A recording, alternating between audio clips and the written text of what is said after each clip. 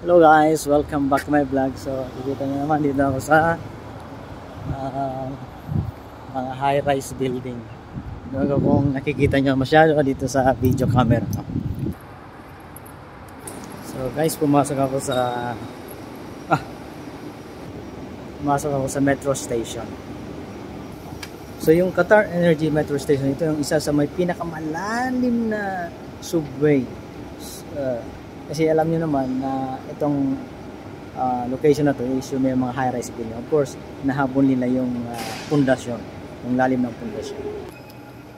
Pasok ko lang sa metro. So guys, dumating na yung train.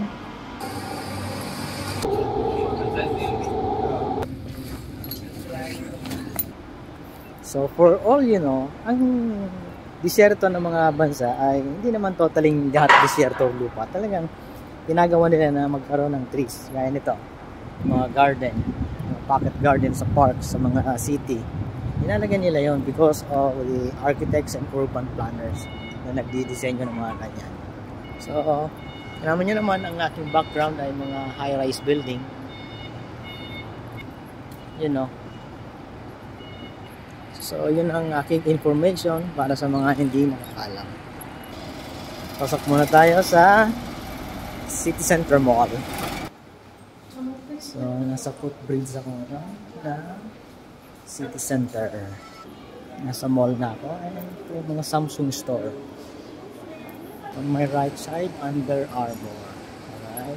So, binigyan ako ng sample ng perfume. Ang bango naman. Oil na, hindi siya based oil. Kasi naman yung mga based oil na perfume, nagmamantsa sa mga damit. Lalo yung puti. Sephora, Charles and Kit. Meron ding Watson, right? Balikan natin guys yung brands for less. Mali mo makasang pa tayo ng 15-17 real. Merong 17 real na sweater.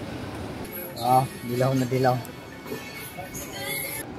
So for the meantime guys, lumabas muna ako sa mga shops.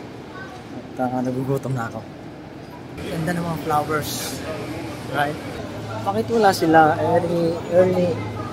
early time pa lang sa city center, wala nang kuskus. Ayun, still Garrett, meron pa sa likod pala. Bulaklak, mura lang 9 real. So bumila ako guys ng gulay, 3 real. Alright. Yan, bumila ako guys ng gulay.